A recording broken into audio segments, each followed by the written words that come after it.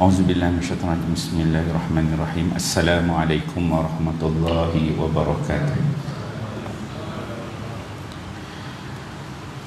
Alhamdulillahi rabbil alamin. Wassalatu wassalamu ala asyrafil anbiya'i wal mursalin wa ala alihi wa sahbihi ajma'in. Subhanaka la ilma lana illa ma 'allamtana innaka antal alimul hakim. Wala hawla wala quwwata illa billahil aliyyil azim. Rabbi shrah li sadri wa yassir li amri wahlul 'uqdatam min lisani yafqahu qawli. Amma ba'd. Yang dikasihi Tuan Imam, Tuan Bilal, ahli jawatan kuasa Masjid Nurul Jannah, muslimin muslimat, hadirin hadirat yang dikasihi sekalian. Alhamdulillah, syukur kita kepada Allah Subhanahu wa taala dengan limpah kurnia waktu yang Allah berikan kepada kita, dapat kita sama-sama solat maghrib berjemaah. Moga-moga kewajipan ibadah solat yang kita lakukan ini diterima oleh Allah Subhanahu wa taala dan diberikan ganjaran yang berlipat-lipat ganda di sisi Allah Subhanahu wa taala. Bersyukur kita kepada Allah Subhanahu wa taala yang telah memberikan kepada kita kelapangan waktu untuk hadir sama-sama solat di masjid ini.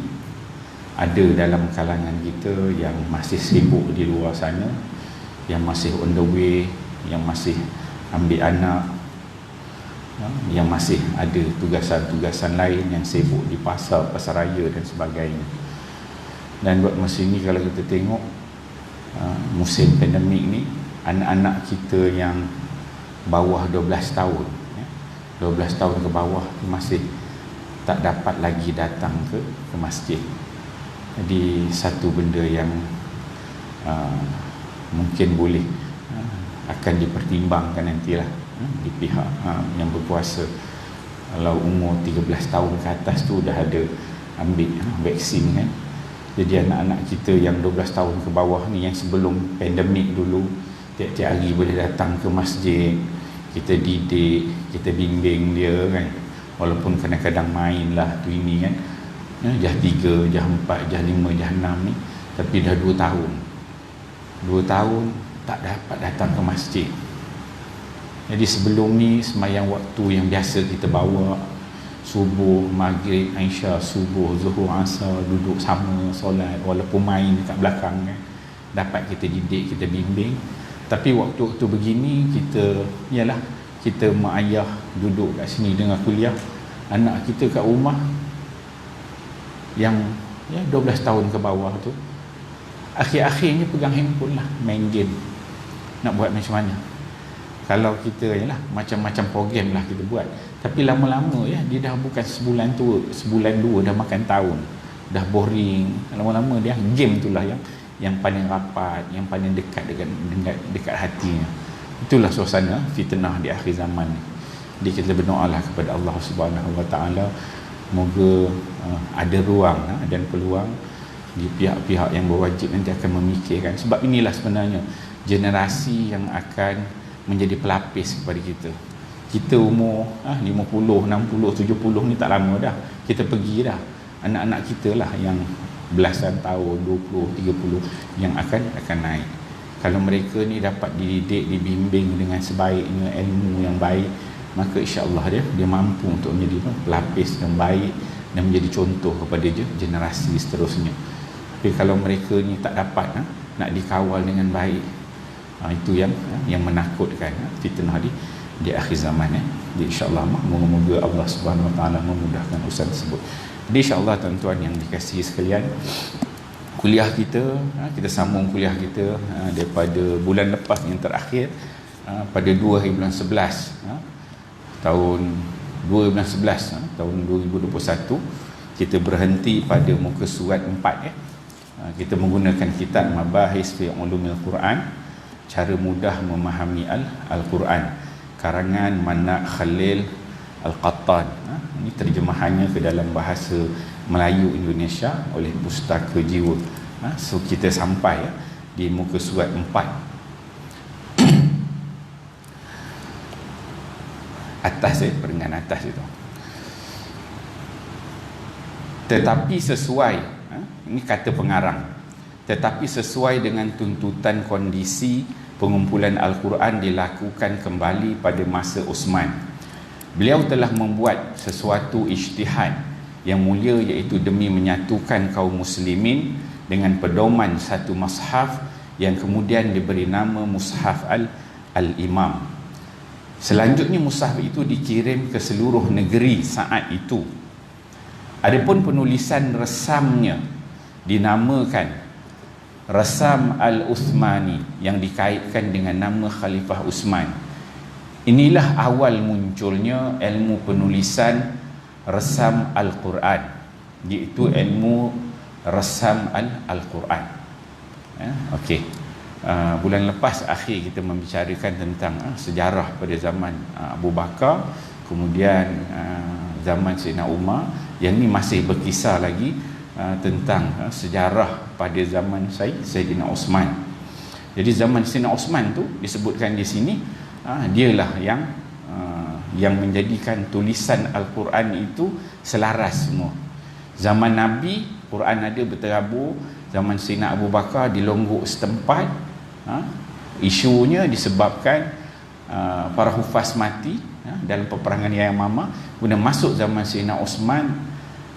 Zaman Sayyidina Osman ni berlaku perkembangan negara-negara Islam pada ketika itu, yang mana di antara satu kabilah dengan satu kabilah orang Islam yang pergi berperang. Orang Islam ni sekali pergi berperang dengan orang kafir, tetapi dia ada kabilah-kabilah antara Azerbaijan dengan Syam, sebelah Iraq sana kan. Maka mereka ni setiap negeri itu, negara tu dia ada wakil tukang baca Al-Quran dia. Jadi menyebabkan mereka ni berbeza dari sudut bacaan di antara orang Islam, menyebabkan berlaku perbalahan sehingga nak bergaduh. Maka Huzaifah Ibnul Yaman, dia telah daripada tempat Azerbaijan dia balik ke Madinah dan dia menceritakan kisah itu kepada Sayyidina Osman. Menyebabkan Sayyidina Osman ni kena ambil satu tindakan supaya Al-Quran tu diselaraskan dari sudut tu tulisannya. Maka di situlah lahirnya yang disebut sebagai Rasam Uthmani. Dan pada zaman Sayyidina Osman itu seramai 12,000 orang sahabat pada ketika itu yang berada di Madinah, semuanya setuju dengan apa yang dibuat oleh Sayyidina Osman. Sedangkan pada ketika itu sebenarnya setiap sahabat ni masing-masing dia orang ni ada mushaf masing-masing.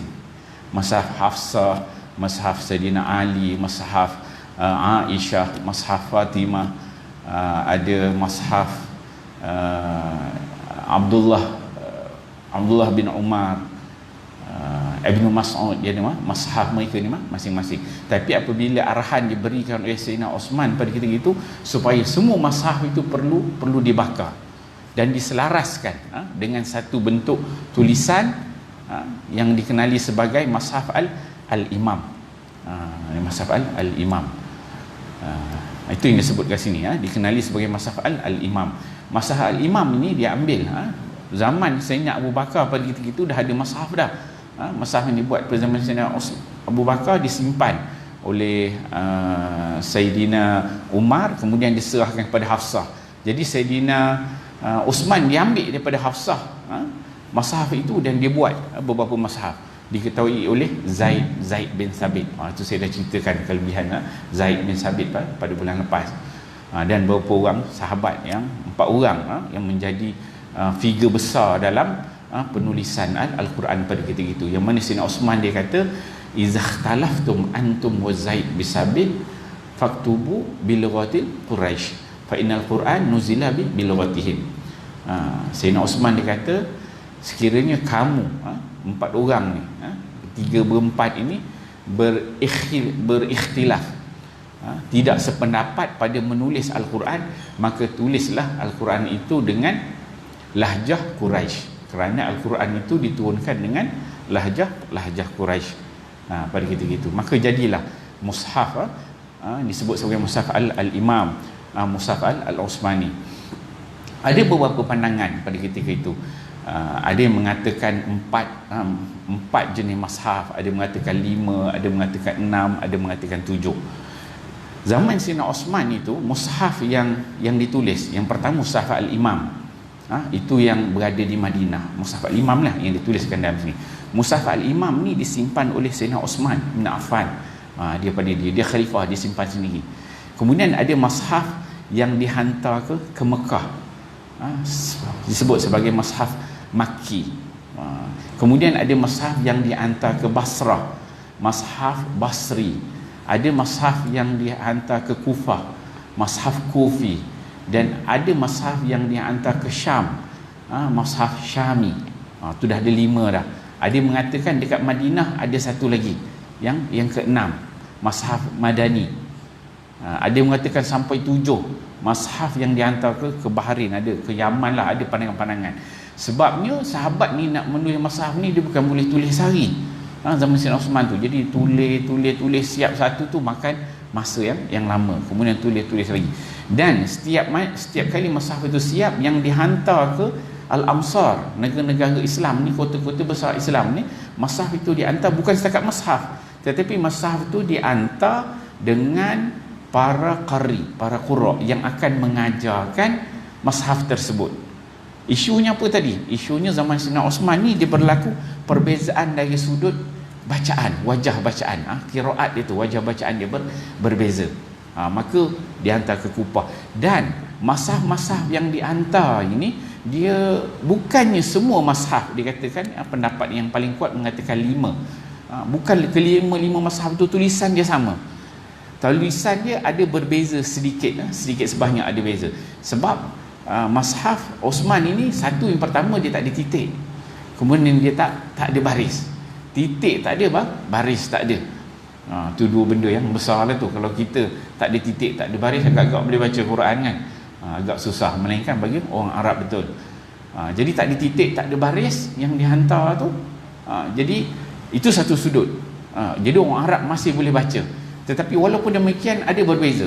Ada yang menulis dengan sari'u, ada yang tulis dengan wasari'u, ada yang huruf bertambah, yang berkurang. Ada sedikit perbezaan. Itu dari sudut bentuk bacaannya. Itu yang berlaku pada zaman Sayyidina Osman. Isunya adalah kerana perbezaan bentuk bacaan. Jadi dapat diselaraskan. Kalau sebelum itu bentuk bacaan memang berbeza-beza, memang jauh berbeza wajah-wajah bacaan. Sebab Al-Quran yang diturunkan kepada Nabi SAW tu, yang diambil oleh sahabat itu, maka setiap daerah, setiap suku kaum itu apabila dia mengambil bacaan daripada Nabi, mereka ni akan membaca berdasarkan lahjah kampung dia, slang kampung dia, bentuk bacaan dia. Jadi berbeza. Orang Terengganu dengan slang Terengganu, Kelantan, KL, maka benda-benda yang isu begini nak disatukan. Dia sudah lahjah. Tidak semua lahjah tu diterima. Hanya wajah-wajah bacaan yang sampai kepada Nabi SAW yang ada susu galurnya perlu dipersetujui. Dan pada zaman Sayyidina Osman itu, salah seorang sahabat nama dia Abdullah bin Mas'ud. Abdullah bin Mas'ud, salah seorang yang sahabat yang pada peringkat awal dia tidak bersetujulah. Dia kata macam mana ni, semua kena ikut mushaf yang dibuat oleh Sayyidina Osman, oleh Zaid bin Sabit dan beberapa orang sahabat ni. Sedangkan Abdullah bin Mas'ud ni nama yang cukup besar dalam bacaan Quran. Dia dah berumur sikit, dia lebih tua daripada Zaid bin Sabit. Abdullah bin Mas'ud ni dia dihantar pada zaman Umar Al-Khattab ke Kufah menjadi tok guru Quran dekat sana. Jadi ketika mana berlakunya penyatuan bentuk bacaan tu, Abdullah bin Mas'ud ni dia tak ada. Dia tak masuk dalam cerita itu. Dia hanya dapat tahu kena ikut mushaf Madinah. Pada peringkat awal ni dia tak setuju. Datang jumpa Sayyidina Osman, bincang. Sayyidina Osman cerita apa isu dia, akhirnya dia bersetuju. Dia pun ikut. Namun demikian, Abdullah bin Mas'ud ni yang berada di Kufah ni, dia masih membaca dengan bentuk bacaan. Dia ada mushaf sendiri, Abdullah bin Mas'ud, dan dia ambil bacaan itu daripada Nabi SAW. Namun bacaan yang diajarkan kepada orang Kufah yang tidak mengikut mushaf Utsmani itu hanya dipelajari oleh beberapa orang anak murid dia sampailah dia wafat. Apabila dia wafat dalam 200-300 Hijrah, ada yang ikut lagi bacaan itu, akhirnya pupus. Dah tak ada dah ikut bentuk bacaan Abdullah bin Mas'ud. Sebab apa? Sebab bacaan itu bukanlah bacaan yang mutawatir, walaupun diambil daripada Nabi sallallahu alaihi wasallam. Sebab lepas zaman Abdullah bin Mas'ud, zaman tabi'in, tabi'in tu, zaman atba'ut tabi'in, jadi khilaf bentuk bacaan ni. Memang terlalu banyak sangat khilaf bentuk bacaan. Setiap orang dia akan declare, dia kata bacaan dia yang betul. Orang ni kata bacaan dia betul, yang ni dia kata sanad bacaan Quran dia betul, yang ni dia kata sanad bacaan Quran dia betul. Yang tu yang akhirnya seorang ulama nama dia Ibnul Jazari, Muhammad bin Muhammad Ibnul Jazari, dia menyebutkan dalam matan dia Thayyibatun Nashar, maksudnya untuk jadi bacaan yang diterima tu ada syaratnya. Dia mengatakan fa kullu ma wafaqa wajha nahwi wa kana li rasmi ihtimalan yahwi wa sahha isnadan huwal qur'an fa hazihi salasatu al arkanu wa haitsuma yakhtallu ruknu thabiti syuzuzahu law annahu fi sab'ati. Kata Imam Ibnul Jazari, dia mengatakan maka setiap sesuatu yang menepati bahasa Arab, yang pertama, kedua menepati Mashaf Al-Usmani, dan yang ketiga sah sanad, barulah tiga syarat ini jadi Al-Quran boleh dibaca.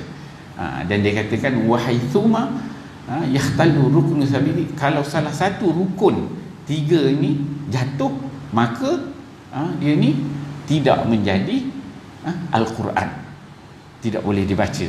Gitu maksudnya.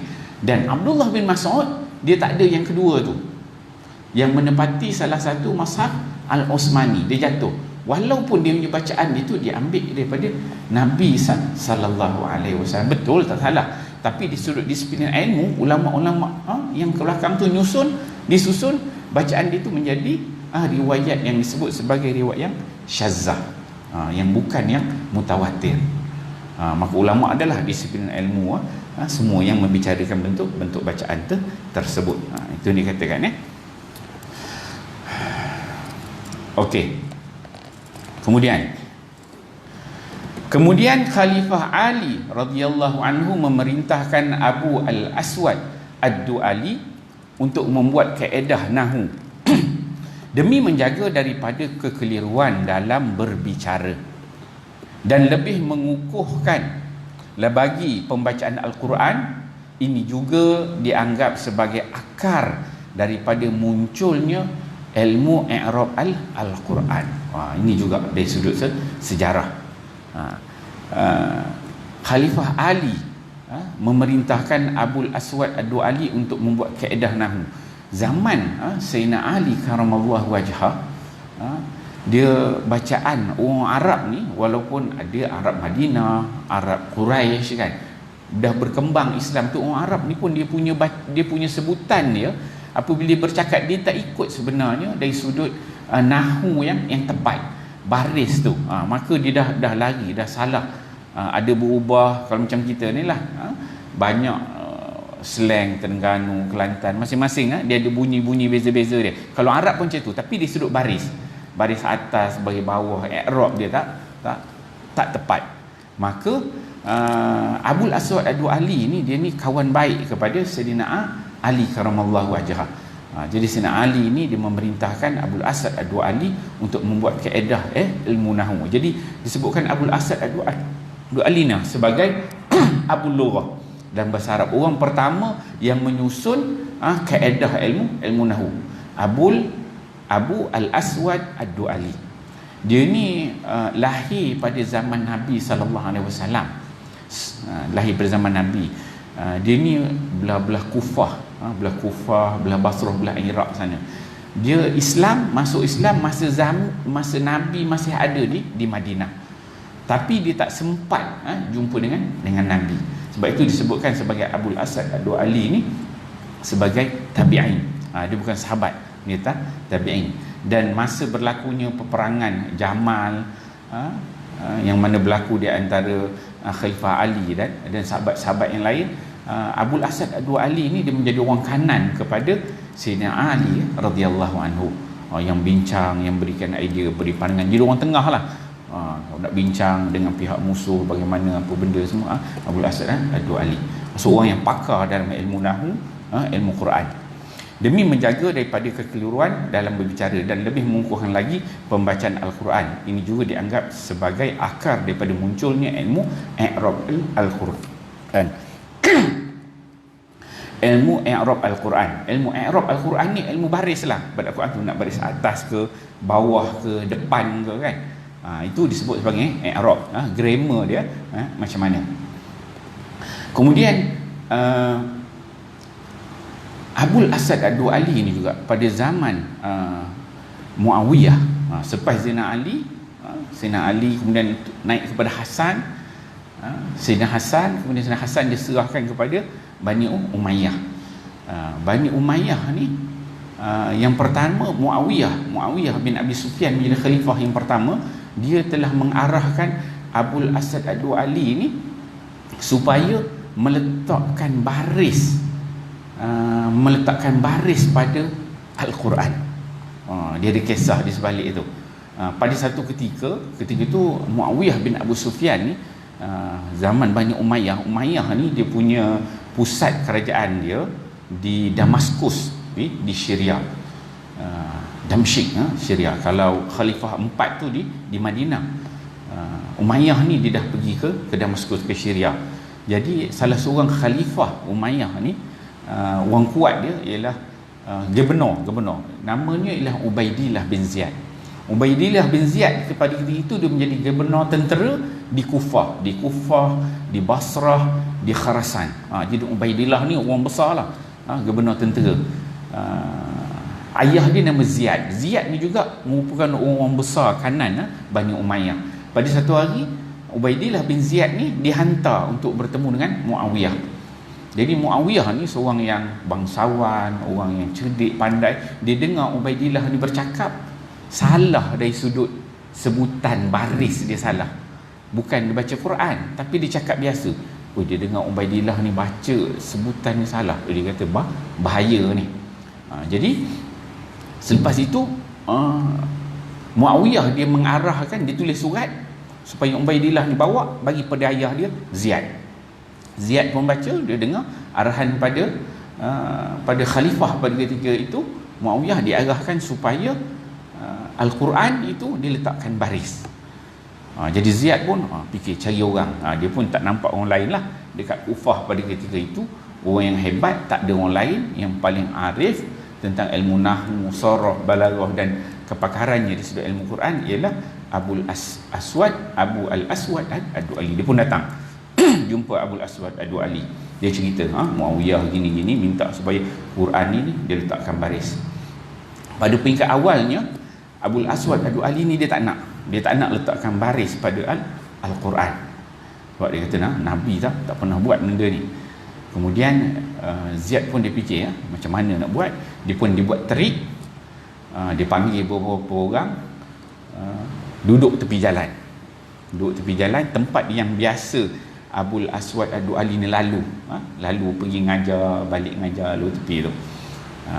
Dia bagi tahu sahabat-sahabat duduk tu, apabila lalunya Abul Aswad Ad-Du'ali, bila dia lalu, kamu baca ayat ni, innallaha bari'um minal musyrikin wa rasuluh. Tapi jangan baca wa rasuluh, baca wa rasulih. Ayat dia inna surah dan surah Taubah ayat kedua. Dia kata innallaha bari'um minal musyrikin wa rasuluh. Betul dia. Allah Subhanahu wa taala berlepas daripada bertanggungjawab terhadap orang musyrikin wa rasuluh, dan rasulnya. Rasul tu maksudnya kalau yang betul dia Allah dan Rasul berlepas tanggungjawab daripada orang musyrikin. Itu kalau baris depan wa rasuluh. Tapi apabila dibaca wa rasulih, Allah tidak bertanggungjawab kepada orang musyrikin dan juga Nabi dia. Dah lain lah maksud dia. Jadi menyebabkan pada ketika itu sahabat ni yang duduk tepi jalan ni baca wa rasulih. Kemudian kata Abul Aswad Ad-Du'ali, dia kata ma'azallah. Dia kata salah ni. Jadi lepas kes itulah barulah Abul Aswad Ad-Du'ali ni dia bersetuju. Dia datang pergi jumpa Zaid balik. Dia kata okeylah, aku dah tengok dah memang berlaku kesalahan dari sudut bacaan baris pada Al-Quran. maka dia pun bersetuju. Dia setuju dibuat macam mana? Abul Aswad Ad-Du'ali ni dia panggil beberapa orang daripada kabilah Al-Qais. Dia panggil, dia ambil Quran satu, dia letak sini, kemudian dia ambil satu bekas macam baldi, tak satu bekas, letakkan dalam tu pewarna, dan warna yang dia letakkan, dia minta adalah warna yang berbeza dengan tulisan Al-Quran. Al-Quran pada ketika itu standardnya warnanya adalah warna hitam, tulisan biasa.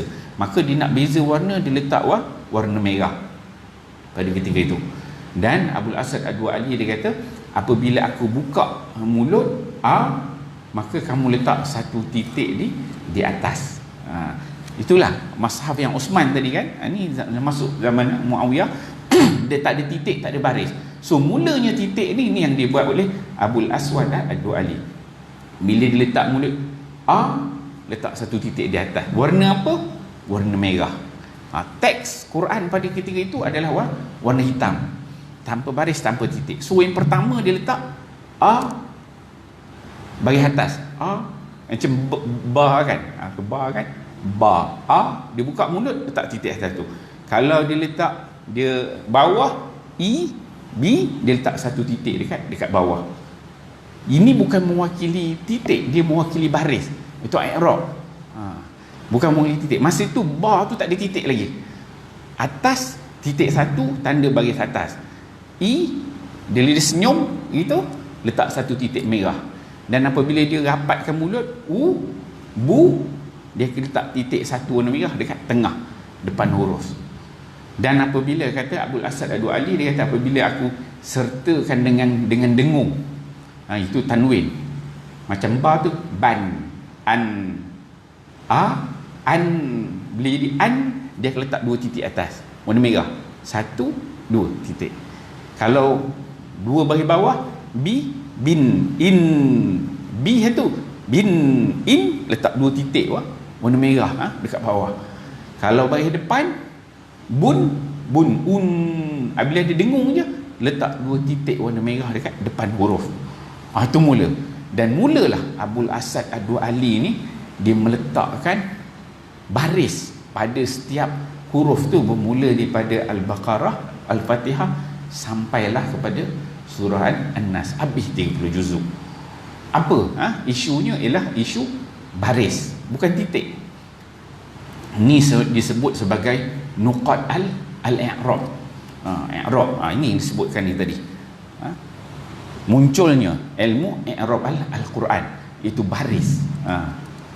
Baris depan, bawah. Dia hebat Abul Aswad Ad-Du'ali ni. Pernah satu ketika Abul Aswad Ad-Du'ali ni dia ada seorang anak perempuan, salah seorang dia. Anak dia satu hari ni dia cakap dengan bapa dia, Abul Aswad, anak dia nak cerita pada bapa dia pada waktu malam dia tengok langit yang cantik, indah, ada banyak bintang. Jadi anak dia cakap pada bapa dia, anak perempuan ni, dia kata, ma ahsanus samai. Dia nak masukkan, anak perempuan ni nak masukkan, alangkah cantiknya langit pada malam ini, nampak bintang-bintang. Anak dia nak sebut begitu, alangkah cantik. Tetapi anak dia salah baris, dia baca dengan ma ahsanu. Ma ahsanu, bila didengar oleh ayah dia, Abul Aswad Ad-Du'ali, dia dengar ma ahsanu ni, dia maksudnya dia jadi soalan, bukan dia nak bagi tahu alangkah cantiknya langit pada malam ini. Dia jadi soalan, apakah yang cantik di langit pada malam ini? Jadi gitu. Maka Abul Aswad Ad-Du'ali bila dia dengar tu, dia kata nujumuha, bintang-bintang yang ada di langit. Kemudian anak dia kata, bukan itu ayah, dia kata, aku nak bagi tahu malam ni nampak cantik langit. Maka Abul Aswad Ad-Du'ali dia betulkan sebutan anak dia. Dia kata bukan ahsanu, tapi kamu kena sebut ma ahsana as-sama. Barulah maksud dia alangkah cantik. Akan beza sikit dia antara ahsanu dan juga ahsana. Tu anak dia. Selepas isu itulah Abul Aswad Ad-Du'ali ni dia ambil berat dari sudut baris-baris kan. Kemudian Para sahabat pun meneruskan tradisi memahami makna-makna Al-Quran dan tafsirnya sesuai dengan kondisi mereka masing-masing, sama ada dalam hal kemampuan maupun kedekatannya kepada Rasulullah sallallahu alaihi wasallam. Demikian juga para murid mereka daripada kalangan tabi'in, ya. Okey, satu perkara tadi Abul Asad Ad-Du'ali ini zaman Muawiyah. Itu disebut tadi, yang saya sebut tadi, nuqat al-i'jam, nuqat al-i'rab, maksudnya dari sudut baris-baris Quran. Dia ada satu lagi masa zaman Khalifah Abdul Malik bin Marwan, yang khalifah yang kelima Bani Umayyah. Dia berlakunya perkembangan Islam pada ketika itu. Orang-orang yang belajar tentang Quran ni dia khilaf pula, tak kenal huruf. Yang ada tu hanyalah baris kepada huruf-huruf, tapi dia tak ada titik. Zaman Abdul Malik bin Marwan ni, ini baru zaman yang diletakkan titik pada huruf-huruf Al-Quran. Masa zaman tu, zaman Mu'ayyah awal tu tak ada ba, ta, tha, jim, tak ada. Dia tak ada titik. Tapi zaman Abdul Malik bin Marwan, barulah diletakkan titik-titik itu. Dikatakan Yahya bin Ya'mar dan beberapa orang yang diperintahkan oleh pembesar pada hari itu meletakkan titik, dibezakan antara ba, ta, tha. Itu disebut sebagai nuqat al-i'jam. Nuqat al-i'jam ni itu titik-titik, huruf yang bertitik dengan terpetik. Dal, zal asal dia sama, kemudian diletak titik. Jadi tuan-tuan boleh bayang, Quran pada peringkat awalnya itu dia ada titik warna merah yang mewakili baris, kemudian yang titik betul bawah, yang tu dia letak warna hitam. Jadi penuh Quran itu bertitik-titik, merah ada, hitam ada, kan, satu Quran. Kemudian dibuat penambahbaikan, dibuat oleh Khalil bin Ahmad Al-Farahidi. Ini sekitar dalam 170 Hijrah gitu. Dia buat penambahbaikan daripada titik warna merah tu, dia ubah kepada baris sengit, tegak, mati tu, dia letakkan tanda kepala dan berlakulah situ penambahbaikan sampailah berlaku tahsiniat sampai kepada kita hari ini. So dia berlaku daripada tak ada baris kepada ada baris, tak ada titik kepada ada titik, kemudian dibuat mencantikkan lagi tahsiniat. Okey, kemudian disebutkan kat sini, para sahabat pun meneruskan tradisi memahami makna-makna Al-Quran dan tafsirnya sesuai dengan kondisi mereka masing-masing. So para sahabat ni cuba untuk memahami Al-Quran, tafsiran dia sesuai dengan keadaan mereka masing-masing. Ada sahabat ini yang rapat dengan Nabi, selalu bersama dengan Nabi, maka dia akan dapatlah asbabun nuzul, cerita-cerita, selalu mendengar syarahan daripada Nabi. Ada sahabat yang jauh, hanya mendengar sedikit, maka dia tahu sedikit saja daripada tafsiran Al-Quran. Okey, sama ada dalam hal kemampuan maupun kedekatannya kepada Rasulullah sallallahu alaihi wasallam. Kemampuan mereka dan juga ada yang dekat dengan Nabi, maka dia akan dapat lebih. Demikian juga para murid mereka daripada kalangan tabi'in. Habis sahabat tabi'in pun begitu. Tabi'in mana mereka ni yang mengambil tafsiran daripada para sahabat, maka dia akan lebih faham. Dia akan banyak ilmu dia. Satu, dari sudut mereka ni rapat dengan sahabat. Kedua, dari sudut idrak, kemampuan. Sebab sahabat tabi'in serupa macam kita juga. Ada yang cerdik, ada yang kurang cerdik, ada yang terlebih cerdik. Mana yang cerdik itu kan dia dapat memahami nas itu dengan bagus. Diterangkan sikit dia dapat faham lebih. Begitu juga sahabat dan juga tabi'in. Disebutkan sini di antara para mufassir paling masyhur di kalangan sahabat Nabi ialah 4 orang khalifah. Itu yang paling masyhur, mufassir yang dapat mentafsirkan Quran. 4 orang sahabat lah, Abu Bakar, Umar, Uthman, Ali. 4 orang tu yang pertama, yang utama. Kemudian disebutkan Ibnu Mas'ud. Ini Mas'ud ni Abdullah bin Mas'ud. Abdullah bin Mas'ud yang saya sebutkan ni dihantar ke Kufah. Dia bukan setakat qari, suaranya sedap, tapi dia juga mufassir yang tahu makna tafsiran Al-Quran. Kemudian disebut Ibnu Abbas, Abdullah bin Abbas. Abdullah bin Abbas ni juga nama yang cukup masyhur. Dia pernah didoakan oleh Nabi sallallahu alaihi wasallam. Nabi doakan, Allahumma faqihu fid din wa alimhu ta'wil. Ya Allah, faqihkanlah, cerdikkanlah, berikanlah fahaman kepada Ibnu Abbas ini tentang Al-Quran, tentang agama, dan ajarkan kepadanya takwil. Kemudian Ubay bin Ka'ab. Ubay bin Ka'ab juga sahabat Nabi yang kanan, disebut dalam hadis. Zaid bin Sabit, kemudian Abu Musa Al-Ash'ari dan Abdullah bin Zubair. Ini semua nama-nama besar. Mereka ni merupakan, kebanyakannya adalah kutabil wahyu, yang menulis wahyu Nabi sallallahu alaihi wasallam. Apabila wahyu itu turun, ini merupakan figure-figure besar yang menulis wahyu. Okey. Kemudian disebutkan cukup banyak riwayat-riwayat tentang tafsir yang diriwayatkan daripada beberapa sahabat, seumpama Abdullah bin Abbas, ini tadi Ibnu Abbas lah, Abdullah bin Mas'ud, Ubay bin Ka'ab. Dan biasanya apa yang diriwayatkan daripada mereka tidaklah selalu mengandungi tafsir Al-Quran secara utuh, secara jelas, tetapi masih terhadap makna-makna beberapa ayat, penjelasan ayat yang masih samar dan umum. Disebutkan ini banyak riwayat menceritakan tentang tafsiran para sahabat, tetapi tafsiran mereka ni, para sahabat ni simple aja. Dia tak tafsir dengan panjang, tafsiran yang ringkas, hanya beberapa perkataan, beberapa ayat saja. Yang lain tu dia baca terus. Sebab apa? Sebab sahabat ni, mereka ni merupakan insan yang dekat dengan Nabi sallallahu alaihi wasallam, dan mereka ni faham kenapa Al-Quran tu diturunkan begitu, kenapa begini, kenapa begini. Sebab itu sahabat ni tak banyak tanya. Maka tabi'in dia tanya setakat mana yang tabi'in perlu nak tahu. Tapi pada zaman kita ni lagi macam-macam masalah, macam-macam isu yang timbul, jadi macam-macam benda kita nak tahu, dan maka ulama berijtihadlah tentang perkara tersebut. Okey.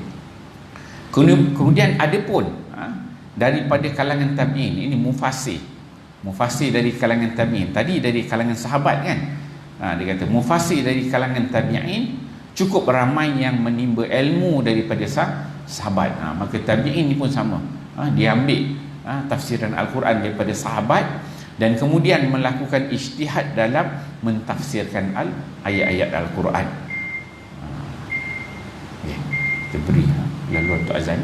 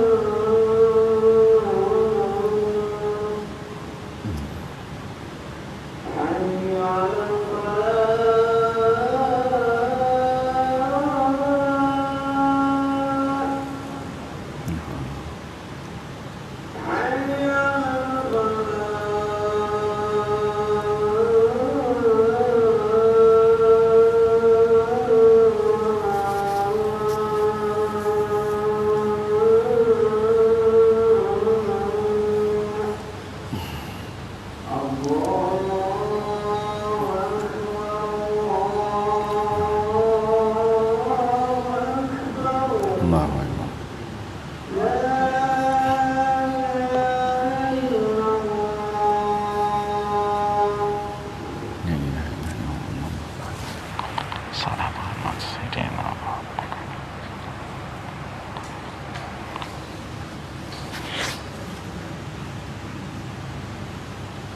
Muslimin muslimat hadirin hadirat yang dikasihi sekalian, ya, kita sambung sikit lagi. Kemudian adapun ni para mufassir daripada kalangan tabi'in cukup ramai yang menerima ilmu daripada sahabat dan kemudian melakukan ijtihad dalam mentafsirkan Al-Quran. Jadi mereka tabi'in ini belajar daripada sahabat, dah belajar kemudian mereka mentafsirkan sendiri Al-Quran. Dia ada dua aspek yang disebutkan tadi. Satu, apabila mereka ini rapat dengan sahabat. Kedua, apabila mereka ni mempunyai keupayaan yang baik, ya, ilmu yang kuat, otaknya pandai mentafsirkan. Dua yang disebutkan di atas tadi. Disebutkan di antara murid-murid Ibnu Abbas. Ini di Mekah lah. Abdullah bin Abbas ni di Mekah. Yang cukup masyhur adalah Sa'id bin Jubair. Ini dia mula-mula kita nak tengok Quran itu, pentafsir dia kalau di Mekah ialah Sa'id bin Jubair. Kalau kita buka buku kitab-kitab tafsir, tuan-tuan buka tafsir akan tengok ni kata Sa'id bin Jubair. Kemudian dia kata siapa lagi? Mujahid. Nama Mujahid dalam tafsir biasa kita akan jumpa waqala Mujahid. Siapa mereka ni? Bukan sahabat, ni lah tabi'in.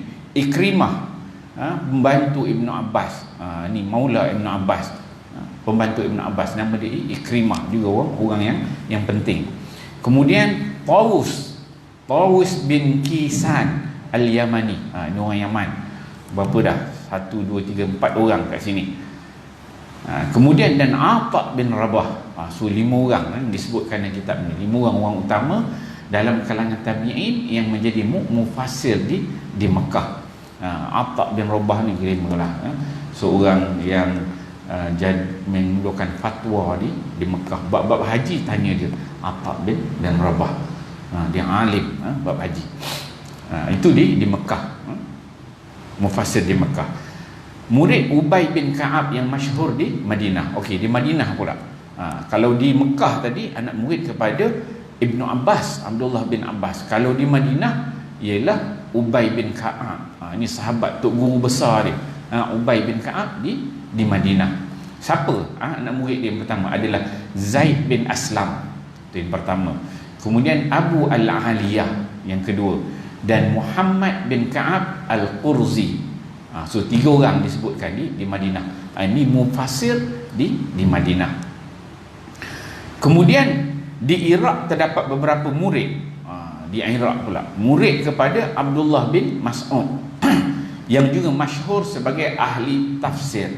So kalau di Iraq, di Kufah ni, pada itu Kufah, Basrah ni di Iraq, murid kepada Abdullah bin Mas'ud. Mereka itu ialah Al-Qamah bin Qais, Masruq yang kedua, yang ketiga Aswad bin Yazid, yang keempat Amir Asy-Sya'bi, yang kelima Hasan Al-Basri, yang keenam Qatadah bin Di'amah As-Sudusi. So ada 6 orang nama figure-figure besar mufassir yang hebat-hebat di Iraq. Kemudian itu dah beberapa tempat tu, ada Mekah, ada Madinah dan juga di Iraq. Iraq tu termasuklah Basrah dan juga Kufah. Kemudian menurut Ibnu Taimiyah, Ibnu Taimiyah ni dia 607 Hijrah lah ulama. Dia kata ada beberapa orang yang terkemuka dalam bidang tafsir di Mekah, kata Ibnu Taimiyah. Mereka semua adalah sahabat-sahabat Ibnu Abbas, sahabat kepada Ibnu Abbas, seperti Mujahid, Ata bin Abi Rabah, Ikrimah maula Ibnu Abbas, Tawus, Abi Ash-Shu'atha, Sa'id bin Jubair dan lainnya. Itu kata Ibnu Taimiyah. Kemudian demikian juga di Kufah. Kufah ni di Iraq, daripada kalangan sahabat-sahabat kepada Ibnu Mas'ud. Di Madinah pula seperti Zaid bin Aslam, guru kepada Imam Malik.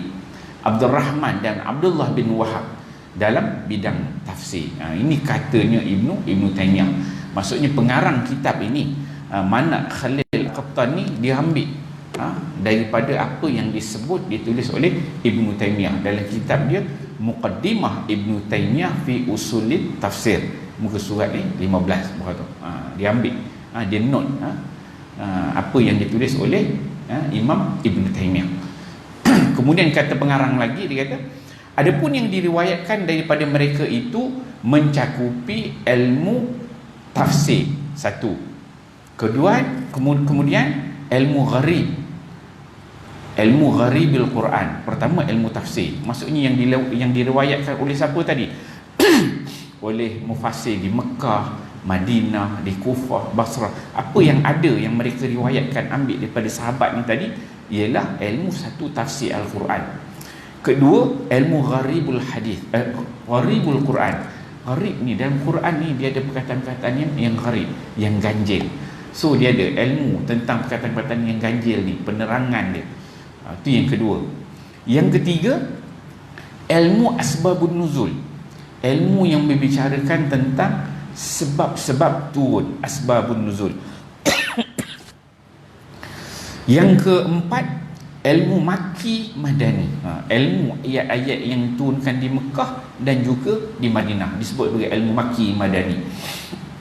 Dan ilmu Nasikh Mansukh, ilmu ayat Al-Quran, mana yang diguna pakai, mana yang tak pakai hukum dia, mana ayat yang ada, ayat yang telah dibuang, itu disebut sebagai ilmu Nasikh dan Mansukh. Tetapi kesemuanya disandarkan kepada metod periwayatan dengan talqin, iaitu pembelajaran daripada mulut ke mulut. Ini yang berlaku pada zaman tabi'in.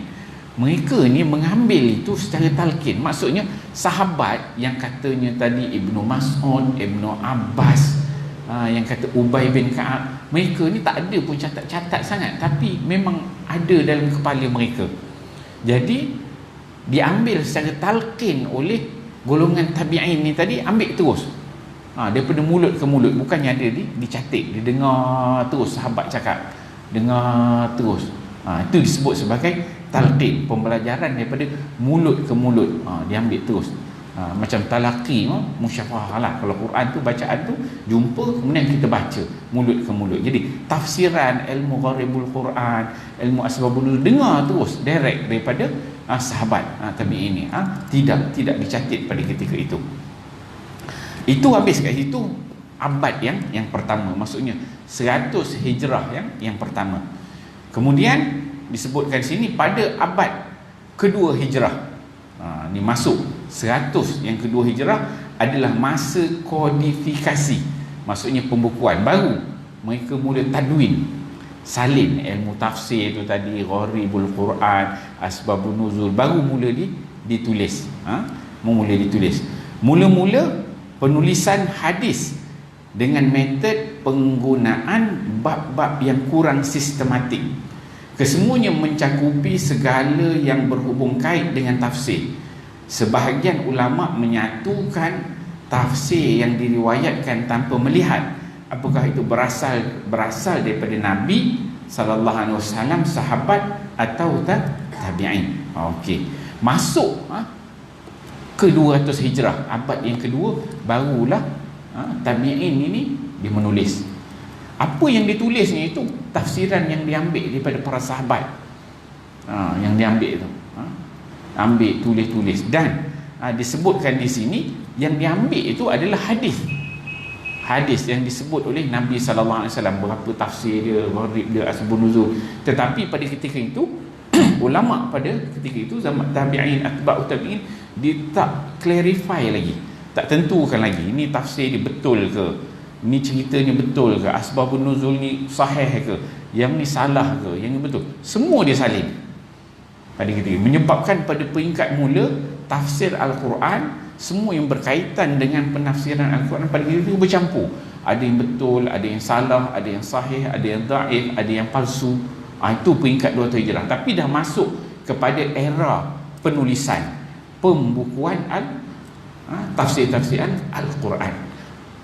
Yang ditulis tu tafsir, daripada kata-kata Nabi sallallahu alaihi wasallam, tapi bercampur antara yang betul tidak betul, semuanya dilonggok sekali. Okey, saya rasa kita berhenti kat sini dulu pada muka surat kelima, perenggan tu kita masuk abad kedua hijrah. Jadi kalau ada apa-apa soalan, boleh tanya.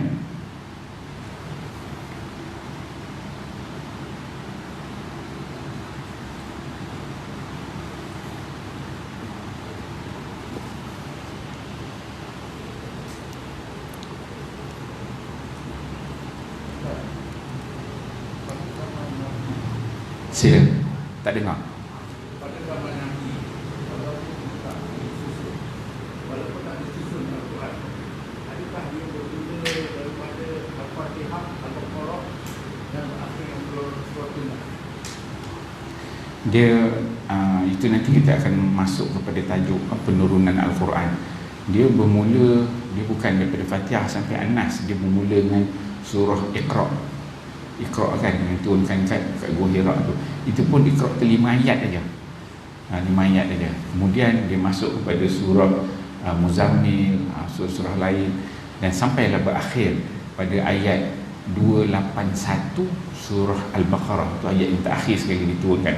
Ada ulama mengatakan kat surah Maidah ayat yang kelima, tu yang akhir diturunkan. Dan Quran ni turunkan dia tak ikut susunan tu. Satu. Kedua, ayat ni turun yang Nabi dapat, dia bukan dalam bentuk full satu surah. Walaupun surah pendek, ada yang separuh-separuh. Satu. Ada yang turun berkali-kali. Surah Al-Fatihah 7 ayat, turun di Mekah sekali. Kemudian ulama kata turun di Madinah sekali lagi, 2 kali turun. Kemudian apabila turun tu baru Nabi kata kepada kutabul wahyi pun, okey, ayat ni letak kat sini, ayat ni letak kat sini, ayat ni letak kat sini, ayat ni letak kat surah ni, ayat ni letak ni. Itulah antara sebab ulama mengatakan kenapa pada zaman Nabi tak ada lagi mushaf yang tersusun 30 juzuk. Semua surah tersusun dengan tertib ayat surah tu tak ada lagi. Sebab itu merupakan fatrah masa Quran masih diturunkan, sehinggalah Nabi sebelum Nabi wafat, pada tahun terakhir sebelum Nabi wafat itu disebut sebagai 2 kali Nabi membaca Quran pada bulan Ramadan. Bulan Ramadan itu membaca kepada Jibril, dia bertalqin dengan Jibril. Itu disebutkan dalam ilmu bacaan Quran, dia kata al-ardu al-akhirah, pembentangan kali terakhir Al-Quran. Masa pembentangan kali terakhir itulah al-ardul al-akhirah. Pada ketika itu Zaid bin Sabit hadir. Ulama-ulama kata gitu. Disebutkan Zaid bin Sabit dia hadir dan dia dengar Nabi SAW tu talaqi Quran dengan Jibril. Dia tahu susunan dia. Masa ketika itu barulah dibaca ikut susunan dia. Ayat lepas ayat ni, ayat ni lepas ayat ni, ayat ni lepas ayat ni. Jadi Zaid bin Sabit dia hadir pada ketika itu. Zaid bin Sabit, ada riwayat mengatakan Abdullah bin Mas'ud pun ada waktu ketika punya hadir. Tapi antara figur yang besar ialah Zaid bin Sabit, yang menyebabkan kenapa Zaid bin Sabit dipilih sebagai penyusun pada zaman Abu Bakar dan Uthman, sebab dia hadir pada al-ardu al-akhirah, pembentangan. Susunan dia memang tak ada pada peringkat awal tu, memang berterabuh. Dia berdasarkan kepada kisah apa yang berlaku pada ketika itu, asbabun nuzul dia begitu. Okey, kita baca doa sikit. Auzubillahi minasyaitonir rajim. Bismillahirrahmanirrahim. Alhamdulillahirabbil alamin, wassalatu wassalamu ala asyrafil anbiya'i wal mursalin wa ala alihi washabihi ajmain. Allahumma ja'al jama'ana hadza jama'an marhuma wa tafarruqana min ba'di tafarruqan ma'suma wa la taj'alillahumma fina shaqiyyan wa la matruda wa la mahruma bi rahmatika ya arhamar rahimin. Rabbana atina fid dunya hasanah wa fil akhirati hasanah wa qina azabannar. Sallallahu ala sayyidina Muhammad wa ala alihi wasallam. Walhamdulillahi rabbil alamin. Assalamualaikum warahmatullahi wabarakatuh.